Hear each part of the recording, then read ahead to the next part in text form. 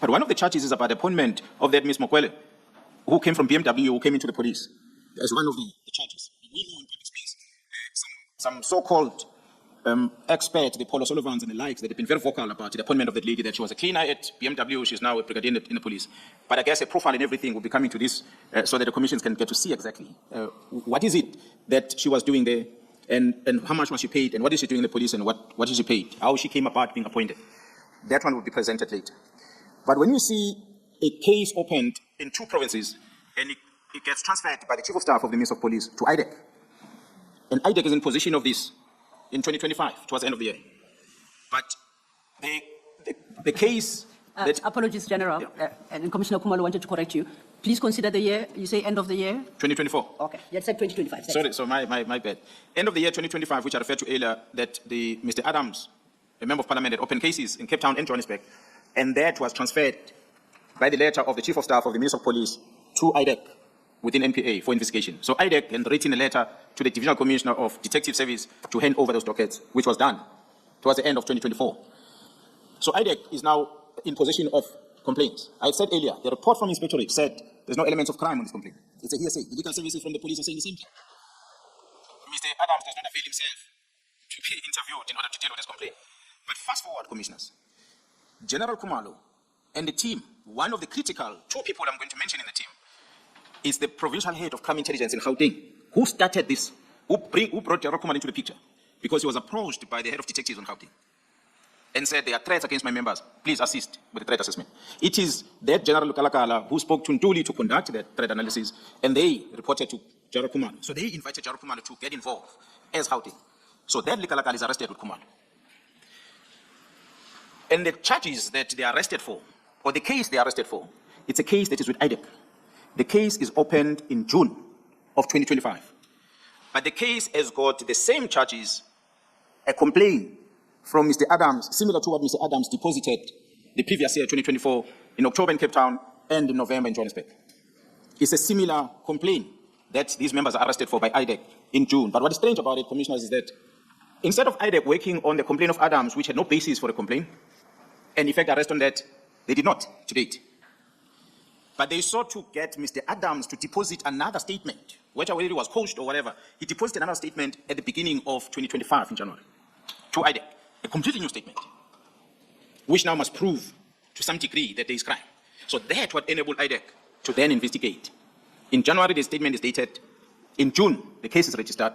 The same June, these members are arrested. Can you please detail the differences between the 2 statements for me to follow the point you've just made? Commissioner, I'm going to invite the team to bring, that have been arrested and charged, to bring the copy of the charge sheet and the statement that was deposited in the case docket to come and present to the commission. I don't have it with me, but I have access to it and I read it. So that's why I'm able to draw comparison between this and that. So the question I was asking, but IDEC, why didn't you arrest them on the October and November complaint? Why did you put another statement in January? That being the complaint of quote-unquote interception. All what was mentioned in October and November in Cape Town and Johannesburg, one of those was the appointment of this Ms. Mokwele. The arrest is about Ms. Mokwele. Okay, all right, but the statement from the complainant, Mr. Adams, is dated January now. It's a new one. Okay. A completely new statement which was retaken. But the case is not a similar case as those 2. So it's another completely new case that is registered, as if it's a new thing. But, well, if there's evidence of a crime, I'm not going to argue that. They've got all the rights. If there's crime committed, they must act on it. They've got all the right. But what is strange, Commissioner, I'm going to invite South Africans to go to that court, and if so, demand to see the charge sheet. I'm not a lawyer. Many South Africans are not lawyers, but they will read what is sitting in the charge sheet. And they will know that this, in any given circumstance, day, it should not have landed in a criminal court of law. But it is there. Magistrate signs a warrant, or IDEC investigator signs a statement and give it to the prosecutor in IDEC, who signs off that statement. It goes to the magistrate approves the warrant of arrest, and these people are arrested. And they go to court. In court, strange things happen, Commissioner. That's what makes me to then get to worry. That's why I'm talking about it here today. Because one of the strange things that happened, it involves a magistrate who's presiding over a case that the members from crime intelligence are arrested on. He imposed a very bizarre bail condition towards those members. And the bail condition that is imposed by the magistrate in that case against these members from crime intelligence said explicitly that these members were arrested for facilitating the appointment of Ms. Mokwele from BMW to crime intelligence, apart from going, not, this incident happened in Pretoria in their offices, they are apart not to go into any premises of crime intelligence anywhere in the Republic of South Africa. That's a bail condition. This is not what the state asked for, but this is what the magistrate took it upon himself to impose on these members. Remember, Commissioner said, it's the same team that is busy with the operation of Gauteng counterintelligence operation. They are barred by magistrate to get involved or enter any premises of crime intelligence. So by default, it means the operation that they are busy with against the drug cartel must stop immediately.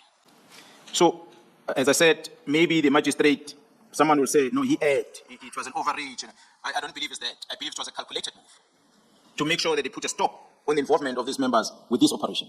And I can confirm to date, commissioners, that that operation stopped. While the members are crippling, trying to work, but it's frustrated. But it doesn't end there. It does not end there, because a person who's got an oversight in the runnings of crime intelligence, which is the Inspector General of Intelligence, is demanding the files of that operation. He wants to know what's happening with that operation himself, which is very interesting. Why would the Inspector General be interested in an operation specific? So we have no other reason than to believe that this bail condition, not the arrest, maybe they did wrong during the appointment of this individual that warrants such a case and such charges. Maybe it's justified, but the bail condition is a problem. And for those that follow the case, and I've seen media houses that are here today, they go to court, they listen to the argument, and they go out and they file their reports, and they come back to court. The last one was supposed to be on Monday last week. It was postponed because the recording my device was not working in court. And it was just only one courtroom. The others were working. But that one, so there has to be this delay of them coming back. What is strange that happened, which I did not put here, commissioners, is that many of those members that were arrested, one of them that is one of the charges, he's got two charges. The other one I don't want to talk about the prostitute and the loss of a firearm and stuff like that. He has to answer on that case. But he's also charged on the appointment of this Ms. Mokwele. So when the whole lot appeared in court and they were granted bail with those conditions, this one was kept in custody and he appeared alone the following week. When he appeared alone, he appeared before a different magistrate. And the different magistrate made it clear and said, it's not the job of the court to put conditions about where to work, where not to work. We're releasing on bail, go back to work. It is the National Commission of the Police that will decide whether to enter this building or not. Because the state does not say that your being in the building, how is it going to affect the bail condition or the witnesses that are there. So this is a bail condition given to one accused. And this one accused occupied position of a CFO of this secret fund at crime intelligence. He was suspended, suspension ends, and he pitched up at crime intelligence to go back to work. And he was told not to go back to work. The National Commission will come and explain the reasons for that, but Ms. Colin Barnard released a publication on that, and she was very aggressive towards the National Commissioner, saying that the National Commissioner does not even know the terms of the bail condition of this person. The court said this person must not enter the building of crime intelligence.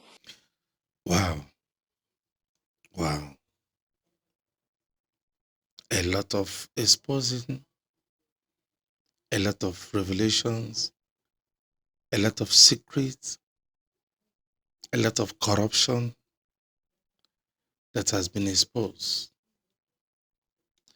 in this very particular commission through the General Mkwananza.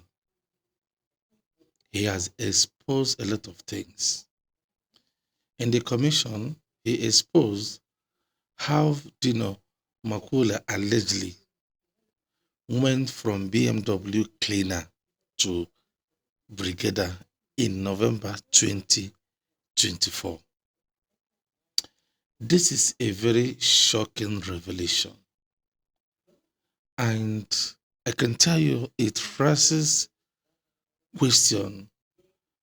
It raises serious questions about corruption, appointment, and accountability in South African leadership. No one see this coming. No one see this man trying to expose a lot of things that is going on in the body of government, in the body of private sector, in the body of police, and every other government sector or bodies. And from all the way this thing is going, this has been the part 5 of this very commission inquiry. And from all indication, there is a lot that's still gonna come out. I just hope that all he's been given as an evidence exposing will be true. I just hope there is a very, very, very, very clear evidence to cover up on what he has accused on people. This is not a little, it's not just something you can play with. He is revealing, calling names, bringing out people that has been corrupted in the body of the government, leadership, police, and rest of them. If what he has accused Dino of being BMW cleaner to Brigadier, that should be questioning. That is a very big corruption. You don't know the reason why he was made that. You don't know who is using him allegedly. You don't know who is directing him. You don't know who is working for. You don't know who directed for him to be able to be given that office in order for them to use through him to exploit the corruption, to exploit whatever they want to make happen in any case or anything in the body of the government of South Africa. And all of these things is happening under the supreme reign of our president, the humble man, Ramaphosa. We are still going to see more as the way he have spoken. He's bringing more evidences. He's bringing more people to testify with evidences. I believe there will be more names to be called out. And I believe some people are already shaking wherever they might be because they knew if so name has been called, their name might be called. This is corruption. Corruption in the government, corruption in the private sector, corruption in the police, corruption in every angle. He is fishing them out and he's promised to say more. May his life be saved. Because I tell you, they may come after him. He needs to be given a very serious security for him to finish on what he's doing. Even after then, he deserves to be given security. He deserves to be protected. Because I can tell you, his life is at stake now. He may not be freely be free. His life is at stake.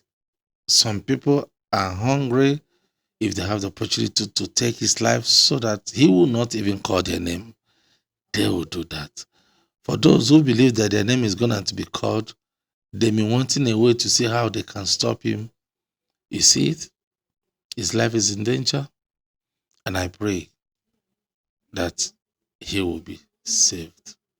We are going to see the next video on the next testifying, and we'll hear what he has to say and what names he has to call.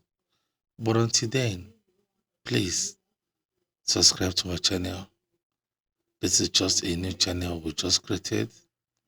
We ask you to support us by subscribing, like, and share. And press the button bell so we can notify you when next will come with another powerful video.